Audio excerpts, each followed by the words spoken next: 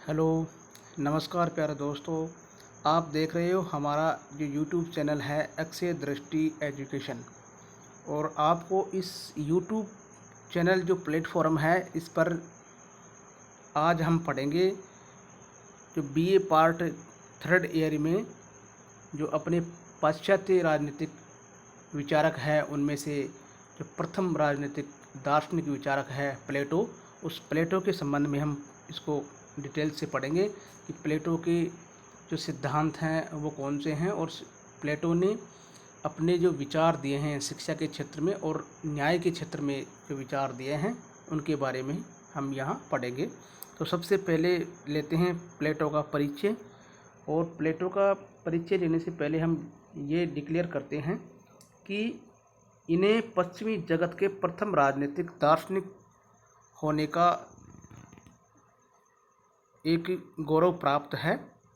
और इनका जन्म की बात करें तो 428 ईसा पूर्व एथेंस नामक देश में एक बड़े कुलीन परिवार में इनका जन्म होता है।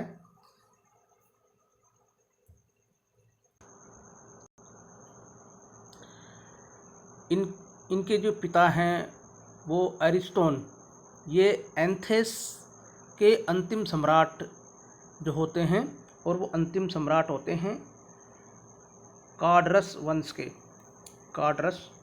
के। और इस वंश से कार्डरस वंश से ये ताल्लुक़ रखते हैं। और इस प्रकार इनका जो बचपन जो बीता है ये उच्च कुल वैभव और अद्वितीय सौंदर्य और अच्छा एक शारीरिक स्वास्थ्य इनको मिला और प्रखर बुद्धि इनको सौभाग्य के रूप में प्राप्त हुई। और इनकी जो माताजी हैं वो माताजी भी एथेंस के एक प्रसिद्ध स्मृतिकार सोलन के घराने की थी। बढ़िया, मतलब दोनों माता पिता अच्छे कुल से या उच्च कुल से ताल्लुक़ रखते थे, इसलिए इनका जो लालन पालन जो हुआ वो भी एक उच्च दृष्टिकोण से हुआ। और ये इनको बचपन से एक सौभाग्य में प्राप्त हुआ कि इनको जो उच्च कुल और शारीरिक अच्छी स्वास्थ्य और अच्छी जो बुद्धिमत्ता है वो इनको प्राप्त हुई। अब इनके वास्तविक नाम की हम बात करें तो वास्तविक नाम है एरिस्टोक्लीज। अब प्लेटो जो नाम दिया, बाद में जो प्लेटो नाम पड़ा है इनका, ये प्लेटो नाम इनके एक व्यायाम शिक्षक हैं, इनके विद्यालय जाने के बाद में व्यायाम शिक्षक उनके द्वारा इनको ये नाम दिया गया। और इसका रीज़न ये है कि इनके जो खूब भरे हुए और इनके जो कंधे थे वो चौड़े थे और अष्टपुष्ट शरीर और लंबा पूरा शरीर होने के कारण ही इसके जो व्यायाम शिक्षक हैं उन्होंने इनको प्लेटो नाम दिया। और फिर आगे चल कर के जो कालांतर में इसी नाम से ये प्लेटो हैं, एरिस्टोक्लीज थे और प्लेटो के नाम से ये प्रसिद्ध हो गए। और प्लेटो की हम अगर प्रारंभिक शिक्षा की बात करें तो प्रारंभिक शिक्षा इनकी 20 वर्ष तक तो अपने एथेंस में अपने राजकुल परिवार में हुई। और इसके बाद में जब ये 20 वर्ष के हो गए तो 20 वर्ष के होने के बाद में जो इनके गुरु बनते हैं सुकरात, उनके विद्यालय में इसको भेज दिया गया। और वहाँ ये लगभग 8 वर्षों तक शिक्षा प्राप्त किए। अपने गुरु जो सुकरात है उसके चरणों में बैठ करके इन्होंने ज्ञान अर्जन किया। और ऐसा प्रतीत होता है कि कुलीन वर्ग में उत्पन्न होने के कारण तत्कालीन स्थितियों के आधार पर हम ये कह सकते हैं कि जो इनकी इच्छा थी वो एक राजनीतिक जीवन को अपनाने की शुरू से इच्छा रही। और जो इनके गुरु सुकरात हैं उनको विश्व का एक श्रेष्ठतम मानव माना जाता है। लेकिन इनके साथ एक घटना जो होती है इसके बारे में जिक्र करते हैं फोस्टर महोदय। और फोस्टर महोदय कहते हैं कि प्लेटो के जीवन में 399 ईस्वी में एक मोड़ आता है। और जब ये 28 वर्ष के थे, यानी कि ये 20 वर्ष के गए और 28 वर्षों तक इन्होंने अपने गुरु सुकरात के चरणों में बैठ करके शिक्षा ग्रहण की। तो इसके बारे में फोस्टर कहते हैं, क्योंकि सुकरात को 399 ईस्वी में मृत्युदंड दिया गया था। लेकिन बाद में स्थितियां ऐसी बनी कि जो इनके गुरु हैं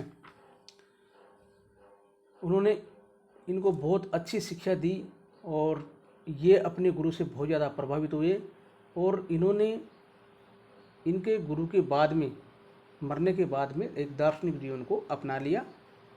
और इसी पर आगे चल कर के मैक्सिमो देवी कहते हैं कि प्लेटो में सुकरात पुनः जीवित हो गया है। यानी कि सुकरात के मरने के बाद में जो प्लेटो ने सुकरात की जो दार्शनिक पद्धतियां हैं या जो दार्शनिक विचारधारा है उनको दुनिया में लाया।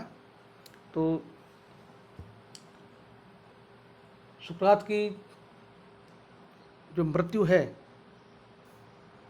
ये होने के बाद में इनका जो शेष जीवन रहा वो एथेंस में ज़्यादा दिन तक नहीं रहा और ये सर्वोत्तम शासन प्रणाली की खोज में एथेंस छोड़ करके ये मिस्र, इटली, यूनान नगरों में भ्रमण करने के लिए चले गए और वहाँ पर इन्होंने यात्रा जो की अपने भारत में गंगा के तट तक भी यात्रा की थी। और ये सिसिली भी गए और सिसिली के सिराक्यूज राज्य में उनकी भेंट एक दियोन नामक अत्यंत सुसंस्कृत व्यक्ति से होती है और वहाँ के राजा डियोनिसियस प्रथम से इनकी मुलाकात होती है। और एक युग बीत जाने के बाद में जो इनकी जो पितृभूमि जो अपनी एथेंस है उसके प्रति इनका प्रेम जागृत होता है और बाद में वापस एथेंस लौट कर आ जाते हैं। सुकरात की मृत्यु के ठीक 11 वर्ष के बाद में ये विदेश यात्राओं से लौट करके वापस आते हैं और वापस आने के बाद में इन्होंने एक अपनी शिक्षा का प्रचार प्रसार करने के लिए एक शिक्षण संस्था की स्थापना करते हैं जिसका नाम अकेडमी होता है। और इस अकादमी को यानी कि अकेडमी को यूरोप का प्रथम विश्वविद्यालय भी कहा जाता है। और इस विद्यालय में सामान्य दार्शनिक जो सब्जेक्ट्स हैं उनका नॉलेज दिया जाता था, लेकिन फिर भी गणित शास्त्र और दर्शन शास्त्र का इसमें विशेष महत्व रहा। और इसी कारण इसके प्रवेश द्वार पर let no man ignorant of geometry enter here, यानी कि इसके गेट पर लिखा था कि जिस व्यक्ति को ज्यामिति एक गणित की एक शाखा होती है, उस ज्यामिति का अगर यदि ज्ञान नहीं है तो वो इस विद्यालय में प्रवेश न करे, ऐसा ये इसके विद्यालय में लिखा हुआ था। और बाद में 367 ईसा पूर्व दियोनियस प्रथम की मृत्यु होने के बाद उनका पुत्र गद्दी पर बैठता है और दियोन में संदेश मिला कि दार्शनिक राजा के सिद्धांतों को व्यवहारिक रूप प्रदान करने का अवसर अब इनको मिल सकता है या आ गया है। तो इनकी बड़ी संभावनाएं थी और बाद में प्लेटो ने कुछ समय तक वहाँ रहे, उसके बाद इन्हें विशेष सफलता नहीं मिली और अंत में दियोन के प्रश्न को लेकर दोनों के बीच एक विवाद उत्पन्न रहा। तो प्लेटो 366 ईसा पूर्व में वापस एथेंस लौट आए और इस प्रकार एक दार्शनिक राजा के सिद्धांत को क्रियात्मक रूप प्रदान करने में ये इनको इतनी ज़्यादा सफलता नहीं मिली। और अंत में हम देखते हैं कि 81 वर्ष की आयु में वर्ष 347 ईसा पूर्व ये अपने पीछे अरस्तु आदि सैकड़ों शिष्यों को छोड़ करके ये अमर दार्शनिक मृत्यु की गोद में सो गए, यानी कि 81 वर्ष की आयु में इनकी मृत्यु हो जाती है। लेकिन विशेष बात इसमें यह है कि जिस प्रकार से सुकरात एक अच्छे इनके गुरु थे, ठीक उसी प्रकार से प्लेटो के अच्छे शिष्य अरस्तु को इन्होंने, अरस्तु के साथ ही सैकड़ों शिष्य ऐसे छोड़ करके गए जो इनकी विचारधाराओं को बाद में दुनिया में फैलाए। प्लेटो की प्रसिद्ध पुस्तकों के संबंध में हम बात करें तो प्रमुख पुस्तकें हैं द एक रिपब्लिक है, स्टेटसमैन है और लॉज है। ये तीन तो इसकी मोस्ट इम्पोर्टेंट पुस्तकें हैं। और अपोलॉजी, क्रीटो और प्रोटेगोरस गार्जिया आदि और भी पुस्तकें हैं, लेकिन इस 3 के बारे में विशेष हमें ध्यान रखना है। और सबसे जो प्रमुख है वो रिपब्लिक है, और रिपब्लिक का हिंदी में अर्थ होता है वैसे गणराज्य। प्लेटो की अगर शिक्षा पद्धति की बात करें तो शिक्षा पद्धति निगमनात्मक पद्धति है, और निगमनात्मक पद्धति का मतलब होता है कि सामान्य से विशेष की ओर किसी भी चीज़ का विश्लेषण करना, ये इसका मतलब होता है। और इनके शिक्षा संबंधी अगर विचार देखें तो वो हमें रिपब्लिक में ज़्यादा देखने को मिलते हैं। और रिपब्लिक एक राजनीति शास्त्र का एक ग्रंथ नहीं है, बल्कि ये शिक्षा पर भी लिखा गया सबसे सर्वश्रेष्ठ ग्रंथ है। इसीलिए रूसो इसके रिपब्लिक के परिप्रेक्ष्य में कहते हैं कि रिपब्लिक राजनीति शास्त्र का ग्रंथ नहीं है, वरन शिक्षा पर कभी भी लिखा गया सर्वश्रेष्ठ ग्रंथ इनको कहते हैं। और प्लेटो स्वयं शिक्षा के बारे में कहते हैं कि शिक्षा क्या है। तो शिक्षा के लिए इन्होंने कहा कि यह एक मानसिक व्याधि को दूर करने का एक मानसिक उपचार है, यानी कि जो मानसिक जो बीमारी है या मानसिक कमजोरी है उसको दूर करने का एक मानसिक उपचार है। और इन्होंने 2 संस्थाओं के माध्यम से सुझाव दिया कि उस समय तात्कालिक समय में 2 प्रकार की संस्थाओं के द्वारा शिक्षा व्यवस्था चलती थी, और वो है एक तो राज्य के द्वारा संचालित शिक्षा प्रणाली, और एक साम्यवादी समाज की जो शिक्षा की व्यवस्था थी उसके द्वारा।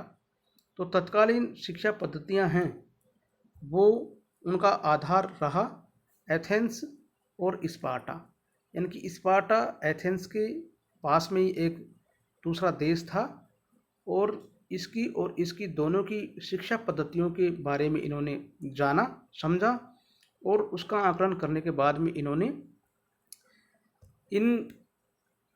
इन दोनों का सामंजस्य रूप इन्होंने अपनाया।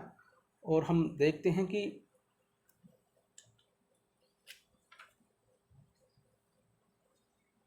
इनको जो प्लेटो है, प्लेटो को एक कार्ल पोपर नाम से व्यक्ति है, उन्होंने प्लेटो को प्रथम फासीवादी विचारक की भी संज्ञा देते हैं। और इनकी जो पुस्तक रिपब्लिक है, उस रिपब्लिक पर भारत के पूर्व राष्ट्रपति डॉक्टर जाकिर हुसैन ने जो रिपब्लिक पुस्तक है इसकी उर्दू में अनुवाद करके एक रियासत नाम से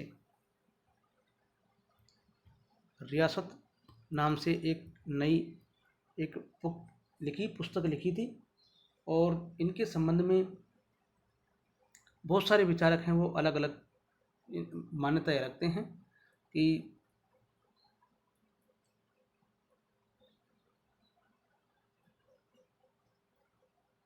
आगे हम इनकी शिक्षा के बारे में बात करते हैं कि जो शिक्षा की व्यवस्था है उसके संबंध में ये क्या कहते हैं। जो एथेंस में शिक्षा व्यवस्था है उसमें शिक्षा प्रत्येक परिवार का एक खुद का निजी कार्य समझा जाता था, और सामान्यतः राज्य का कोई इसमें हस्तक्षेप नहीं था। और एथेंस की जो शिक्षा पद्धति है ये व्यक्ति के शारीरिक, मानसिक और जो चरित्र का विकास करने के लिए उपयुक्त थी। और एक परिवार का एक दायित्व बनता था कि भाई वो अपने जो प्रत्येक सदस्य है परिवार का, प्रत्येक बच्चा है, इसको आवश्यकता अनुसार उनको शिक्षा दिलवाएं। और यह जो शिक्षा राज्य की प्रकृति और उसकी आवश्यकताओं के प्रतिकूल होती थी, जिसके कारण एक अज्ञानी और निकम्मे प्रकार के जो राजनीतिक वर्ग है इसका उदय इससे होता है। और एक प्रकार की जो शिक्षा पद्धति है वो स्पार्टा की थी, और स्पार्टा में शिक्षा पद्धति एथेंस से बिल्कुल भिन्न थी। इसका कारण यह है कि स्पार्टा के चारों ओर विरोधी राज्य होते थे, यानी कि वो विरोधी राज्य से घिरा हुआ था और सदैव उस पर आक्रमण होते रहते थे।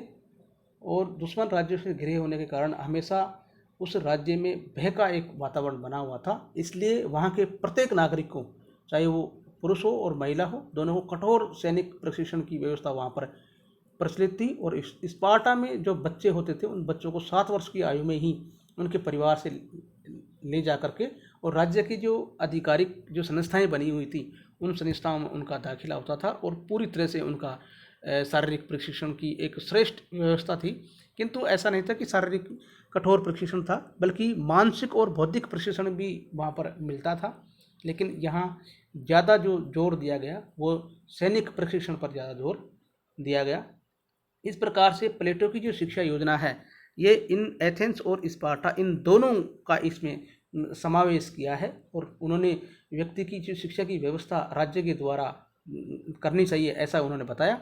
और अंत में वो शिक्षा का उद्देश्य व्यक्ति का एक संपूर्ण विकास बताते हैं कि इसका शिक्षा का एक ही उद्देश्य होना चाहिए कि व्यक्ति का संपूर्ण विकास हो। और इस प्रकार से उन्होंने एजुकेशन में दो भागों में बांटा है, एक तो प्रारंभिक शिक्षा और एक उच्च शिक्षा। तो प्रारंभिक शिक्षा में ये 6 वर्ष से लेकर के और 20 वर्ष तक का ये इन्होंने एक कार्यक्रम बांटा है। और उसमें जो 6 वर्ष से लेकर के हम 18 वर्ष तक की जो पाठ्यक्रम है उसमें सबसे जो मुख्य जो पाठ बांटा है वो है संगीत और व्यायाम को अत्यधिक महत्व दिया है कि भाई संगीत और व्यायाम का ज्ञान इनको व्यापक रूप से होना चाहिए। और उसके बाद में ये जो आगे के 2 वर्ष हैं 18 से जो 20 वर्ष हैं और उनमें ये साहस और आत्मनियंत्रण और अनुशासन की प्रवृत्ति को बढ़ाने के लिए सैनिक शिक्षा की भी व्यवस्था ये करते हैं। और आगे हम देखते हैं कि जो उच्च शिक्षा है वो 20 वर्ष के बाद में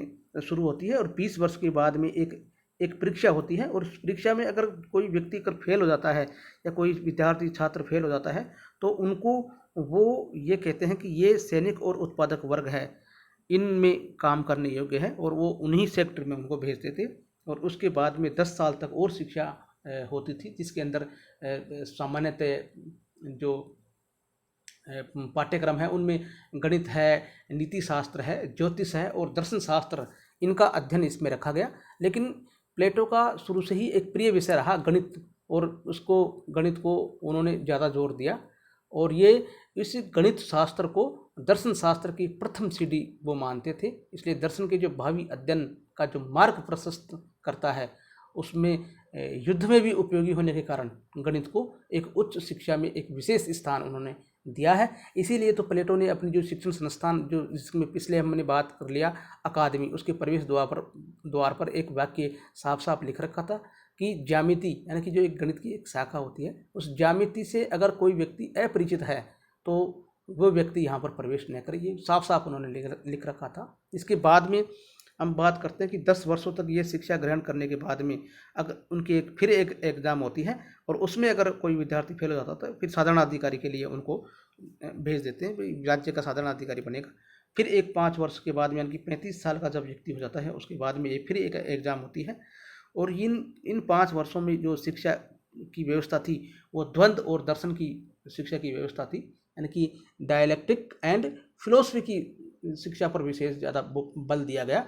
और ये शिक्षा 35 वर्ष तक जो थी वो भी इसको अपूर्ण शिक्षा मानते हैं, क्योंकि वो अभी तक ये कहते हैं कि भाई 35 वर्ष का हो गया लेकिन अभी सांसारिक जो स्थिति है या व्यवहारिक जो उनका संसार में अनुभव है ये अभी तक पूरा नहीं हुआ है। इसलिए उन 35 वर्ष के बाद में वो एक और एग्ज़ाम रखते हैं और इस एग्ज़ाम में जो पास होता है उनको अगले 15 वर्षों तक जीवन की जो पाठशाला है उसमें जो संसारिक जो कठिनाइयाँ हैं या संसारिक जो व्यवहारिक शिक्षा है उसकी व्यवस्था वो करते हैं। यानी कि वो इस जो संसार का जो लोक व्यवहार है या जो गंभीर जो शास्त्र हैं या शास्त्रों का जो गंभीर ज्ञान रखने वाले हैं उनको वो दार्शनिक मानते हैं। और इस प्रकार से इन्होंने जो ये 15 वर्ष की जो एजुकेशन है इसको लोक व्यवहार और शास्त्रों के गंभीर ज्ञान करने के लिए कहते हैं और शासक फिर इसके बाद में बनने का अधिकारी बन जाता है, यानी कि ये दार्शनिक एक शासक बनने के लिए योग्य हो जाता है। इस प्रकार की ये व्यवस्था करते हैं। और इस व्यवस्था के उपलक्ष्य में सेवाइन कहते हैं कि प्लेटो द्वारा जो प्रतिपादित ये उच्च शिक्षा का सुझाव सर्वाधिक मौलिक और ये महत्वपूर्ण सुझाव है। और इनकी बहुत सारी शिक्षा की व्यवस्था भी रही, जैसे हम ये कह सकते हैं कि भाई जो प्लेटो जो द्वारा जो शिक्षा का जो योजना दी गई वो राज्य के नियंत्रण में अनिवार्य शिक्षा व्यवस्था की गई है और इसका शिक्षा का माध्यम ही नागरिक के चरित्र का सुधार करना है और उनका कर्तव्य निष्काम संपादन की प्रवृत्ति को उत्पन्न करना था। और प्लेटो की जो शिक्षा का उद्देश्य ये भी था कि व्यक्ति का शारीरिक, मानसिक और जो आत्मिक जो है गुण है या फिर सर्वांगीण जो विकास करना, ये इनका रहा है वास्तविक। और ये पूर्ण शिक्षा तभी मानी जाएगी जब शारीरिक, मानसिक और उनका जो आध्यात्मिक विकास होगा, तब इनकी प्लेटो का जो अंतिम उद्देश्य है वो न्याय के आधार पर एक आदर्श राज्य की स्थापना करना था। तो इसके लिए शिक्षा बहुत ज़रूरी थी और प्रारंभिक शिक्षा और उच्च शिक्षा दो भागों में उन्होंने बांटा और मनोवैज्ञानिक है और विज्ञान सम्मत इनको बनाने की कोशिश किया। और इसकी शिक्षा में स्त्री और पुरुष दोनों के लिए थी। एथेंस की शिक्षा पद्धति में एक सुधार कहा जा सकता है प्लेटो के द्वारा जो दी गई है वो। और एथेंस में केवल पुरुषों की शिक्षा प्राप्त करने का अधिकार था, लेकिन इन्होंने जो दिया वो स्पार्टा और एथेंस दोनों का समन्वय मिला करके दिया। तो इन्होंने ये कहा कि भाई एथेंस में भी शिक्षा व्यवस्था दोनों के लिए होनी चाहिए। और इन्होंने धर्म और नैतिकता की शिक्षा का भी एक उचित स्थान दिया, क्योंकि अगर नैतिकता की दृष्टि से देखें तो जो कुरुचिपूर्ण साहित्य और जो कलाकृतियाँ हैं उनको इन्होंने बंद करने के लिए सुझाव दिया।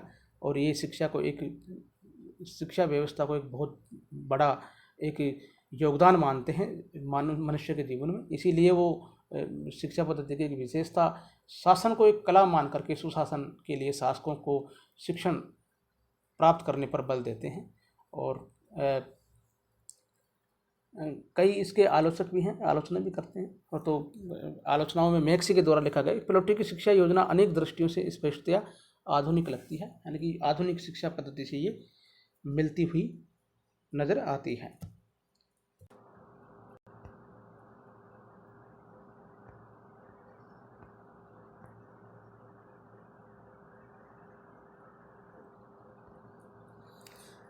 अब करते हैं प्लेटो के न्याय संबंधी धारणा कि इसकी जो न्याय के संबंध में धारणा है वो कैसी रही है। तो न्याय संबंधी धारणा में हम ये कहते हैं कि जो रिपब्लिक है इसका सबसे अधिक महत्वपूर्ण विषय न्याय की प्रकृति और उसका जो न्याय का जो अधिवास है इसकी खोज करना ही रहा है। यानी कि रिपब्लिक जो है इसका जो उपशीर्षक है वो न्याय से संबंधित रहा है, यानी कि कंसर्निंग जस्टिस रहा है। और इस पर जो बारकर महोदय हैं वो भी कहते हैं कि चाहे वह सोफिस्ट वर्ग की धारणाओं का विरोध कर रहा हो, लेकिन समाज में जो विद्यमान व्यवस्था में सुधार के लिए प्रयत्नशील हो, लेकिन न्याय प्लेटो के विचार का एक मूल आधार रहा है। ये न्याय जो है वो प्लेटो के विचारों का एक मूल आधार रहा है, ऐसा इन बारकर महोदय ने कहा है। और ऐसा ही एक और विचारक हैं, उनका नाम है इबस्टीन। उन्होंने भी यही कहा कि प्लेटो के न्याय संबंधी विवेचन में उसके राजनीतिक दर्शन के समस्त तत्व इसमें सम्मिलित हैं। अब ये न्याय का जो यहाँ न्याय शब्द का अर्थ है वो प्लेटो के द्वारा वैज्ञानिक अर्थ नहीं लेकर के और नैतिक अर्थ में इसका प्रयोग किया गया है। और न्याय शब्द का प्रयोग वो धर्म यानी कि लौकिक धर्म के पर्यायवाची अर्थ में किया है। इसका अर्थ केवल यह है कि मनुष्य अपने उन सभी कर्तव्यों का पालन करे जिनका पालन समाज की व्यवस्था और हित की दृष्टि से किया जाना आवश्यक है। और प्लेटो का ऐसा कहना है कि समाज और जो राज्य समाज की आवश्यकता और व्यक्ति की जो योग्यता को दृष्टि में रखते हुए प्रत्येक व्यक्ति के लिए कुछ कर्तव्य निश्चित करते हैं और प्रत्येक व्यक्ति का संतोष पूर्वक अपने अपने कर्तव्यों का पालन करना ही क्या है, न्याय है। और न्याय की इस धारणा के संबंध में आगे चल करके अरस्तु ने भी अपने विचार प्रस्तुत किए। और उन्होंने जो अरस्तु इनके शिष्य हैं उन्होंने कहा कि न्याय वह सद्गुण है जो हम एक दूसरे के साथ व्यवहार करते हैं उसमें प्रदर्शित होता है, यानी कि हम व्यवहार में प्रदर्शित करते हैं वही एक चीज़ न्याय है। और इस प्रकार से प्लेटो ने न्याय संबंधी अपनी धारणाओं का प्रतिपादन करने से पहले जो वहाँ पूर्व में जो तत्कालीन समय में जो प्रचलित न्याय की जो धारणाएं चल रही थी उस धारणा का उन्होंने विवेचन किया और खंडन किया। तो हम ये देखते हैं कि उस समय जो कौन सी धारणाएं चल रही थी जिसका उन्होंने विवेचन और खंडन किया। तो तात्कालिक समय में प्लेटो के समय में ये तीन प्रकार की जो न्याय की जो धारणाएं थी या तीन प्रकार के जो सिद्धांत थे वो वहाँ पर चल रहे थे। तो उसमें हम देखते हैं कि एक तो परंपरागत सिद्धांत है, परंपरागत सिद्धांत उस समय था। तो इस परंपरागत सिद्धांत में हम देखते हैं कि तो नैतिकता विचार पर आधारित है इसमें। और इस धारणा न्याय की जो इस धारणा का जो प्रतिपादन जो किया है वो सिफालस और उसके पुत्र हैं पोलीमार्कस, इन दोनों ने किया है। और सिफालस ने ये कहा है कि जो न्याय क्या है उसने कहा कि सत्य बोलना और दूसरों का ऋण चुका देना क्या है, न्याय है। सत्य बोलना और दूसरों का ऋण चुका देना न्याय है। और इसी प्रकार उनके पुत्र ने भी यही इनका समर्थन करते हुए कहा कि प्रत्येक व्यक्ति को उसके प्रति उचित व्यवहार देना ही क्या है, न्याय है। और वो आगे चल करके इसकी व्याख्या भी करते हैं। जो मित्र और शत्रु ये लिख रखा है इसके संबंध में ये है कि भाई न्याय क्या है, एक कला है और कला चतुराई के साथ प्रयोग करने का एक नाम है। अतः मित्र के प्रति श्रेष्ठ व्यवहार करना चाहिए और शत्रु के प्रति घृणित व्यवहार करना ही क्या है, न्याय है। ये न्याय के संबंध में ये कहते हैं परंपरागत सिद्धांत में। और क्रांतिकारी सिद्धांत की अगर बात करें तो थ्रेसिमेकस ये नाम के विचारक हैं। इन्होंने कहा कि न्याय एक शक्तिशाली का हित साधन ही क्या है, न्याय है। और इस प्रकार से वो थ्रेसिमेकस दो बातें और कहना चाहते हैं कि शासक वर्ग स्वयं अपने हितों की रक्षा के लिए ही शासन करता है और अन्याय जो है वो न्याय से भी क्या है, श्रेष्ठकर है। और इस प्रकार से इन्होंने कहा कि जो ये धारणा है न्याय की, क्रांतिकारी धारणा, ये शक्ति ही सत्य के विचार पर आधारित है, यानी कि माइट इज राइट पर आधारित है। और थर्ड प्रकार का है कार्य कारण का सिद्धांत। और इसके प्रतिपादक हैं ग्लाउकन महोदय। और ग्लाउकन महोदय ने कहा कि जो न्याय है वो एक कृत्रिम वस्तु है और इसका आधार कोई शाश्वत नियम न हो करके ये एक समय अनुसार बदलती हुई परंपराएं हैं। इसलिए इन्होंने कहा कि जो न्याय एक त्याग का एक समझौता है तथा दंड की शक्ति के भय के कारण ही मनुष्य न्याय के आधार पर कानूनों की पालना करता है, ऐसा इन्होंने कहा। यानी कि इनका कहने का मतलब है कि न्याय जो है वो एक भय का शिशु है। और इन्होंने ग्लाउकन ने दो सिद्धांतों का परिणाम इन्होंने बताया कि राज्य पारंपरिक भय की प्रवृत्ति पर आधारित है, न कि एक सर्वव्यापी नैतिक सिद्धांतों पर। और दूसरा बताया इन्होंने कि राज्य एक स्वाभाविक संगठन नहीं है बल्कि ये परंपरागत जो कृत्रिम संगठन है, यानी कि परंपरा से ये बनता हुआ आ रहा है, ये कृत्रिम सिद्धांत है। इस प्रकार हम आगे कहते हैं कि न्याय, खुद प्लेटो न्याय के संबंध में कहते हैं कि न्याय मानव आत्मा की एक उचित अवस्था है और मानवीय स्वभाव की प्राकृतिक एक मांग है।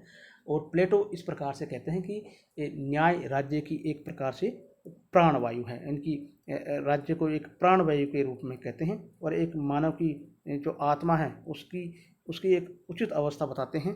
और ये मानव स्वभाव के एक प्राकृतिक मांग के रूप में न्याय को इन्होंने बताया है। और मानवीय आत्मा के इन्होंने तीन तत्व ये बताते हैं। और तीनों तत्व इस प्रकार हैं कि मानवीय आत्मा के तीन तत्व हैं। तो एक तो है बुद्धि जिसको हम विजडम कहते हैं, और एक है शौर्य जो स्पिरिट, और इंद्रिय तृष्णा है जिसको एपेटाइट हम कह सकते हैं। और न्याय के दो रूपों का उन्होंने वर्णन किया कि एक तो व्यक्तिगत संबंधी न्याय और एक सामाजिक या राज्य संबंधी न्याय। इस प्रकार की दो प्रकार की इन्होंने न्याय की वो विवेचना करते हैं। और प्लेटो का जो विचार है वो कहते हैं कि जो राज्य है, तो राज्य मानव मस्तिष्क का एक बड़ा रूप है। राज्य बलूत के वृक्ष या चट्टानों से नहीं निकलते हैं, वरुण ये उसमें निवास करने वाले जो व्यक्ति हैं उनके मस्तिष्क और चरित्र का परिणाम होते हैं राज्य। और राज्य के उन्होंने 4 गुण बताए हैं। पहला गुण है बुद्धिमत्ता, साहस और संयम और न्याय। ये 4 गुण उन्होंने बताए हैं। और आगे चल कर के उन्होंने इसके बारे में प्लेटो का जो न्याय सिद्धांत है इसके बारे में हम कह सकते हैं कि प्लेटो का जो न्याय सिद्धांत है वो अपने हिंदू दर्शन के स्वधर्म पालन के सिद्धांत के बिल्कुल नज़दीक है। और उनकी जो विशेषताएं हैं, न्याय की जो प्रमुख विशेषताएं हैं, उन्होंने प्रमुख विशेषताओं में पहला विशेषता बताई नैतिक सिद्धांत, यानी कि वो ये कहते हैं कि न्याय संबंधी जो धारणा है वो एक वैधानिक यानी कि कानूनी न होकर के एक नैतिक और सर्वव्यापी है इसकी, प्लेटो की। और मानव के केवल वैधानिक कर्तव्य नहीं है बल्कि सारे उन कर्तव्यों का उन्होंने उल्लेख करने के लिए कहा है। और दूसरे नंबर पर हम बात करें तो न्याय जीवन का एक आंतरिक तत्व है। वो कहते हैं कि न्याय कृत्रिम और बाह्य वस्तु न होकर के मनुष्य के अंतःकरण में एक पवित्र भावना के रूप में उन्होंने बताया है। यानी कि आत्म संयम और आत्म त्याग इसका एक आधार है न्याय का। और वो इस बात पर बल देते हैं कि जीवन में जो अति को वर्ण मतलब अति चीज़ को महत्व न दे करके एक संतुलन बनाए रखने का ज़्यादा महत्व देते हैं। तो आंतरिक तत्व के बारे में ये कहते हैं। और तीसरे नंबर का है कार्य विशिष्ट का जो सिद्धांत है, उसमें ये कहते हैं कि डॉक्टर कार्य विशेष का सिद्धांत में मानवीय जीवन में जो नैसर्गिक तत्व है वो उन्होंने विवेक, साहस और संयम को बताया है। और ये इन्होंने जो राज्य है उसको 3 वर्गों में बांटा है, शासक वर्ग, सैनिक वर्ग और उत्पादक वर्ग। और प्रथम जो शासक वर्ग और सैनिक वर्ग है इसको ये अभिभावक वर्ग के नाम से भी कहते हैं। तो ये कहते हैं कि भाई इनकी जो अपना अपना कार्य है वो अपना अपना कार्य सही तरीके से करना चाहिए। इसी पर डॉक्टर रुज ने लिखा है कि अपने कार्य को करना और अन्य लोगों के कार्य में हस्तक्षेप न करना ही क्या है, एक प्रकार से न्याय है। और चौथे नंबर का है इनका कि व्यक्ति अतिवाद का विरोधी और सावयव एकता का सिद्धांत ये कहते हैं। इसमें कहते हैं कि न्याय सिद्धांत में व्यक्ति बनाम राज्य की ये बात करते हैं।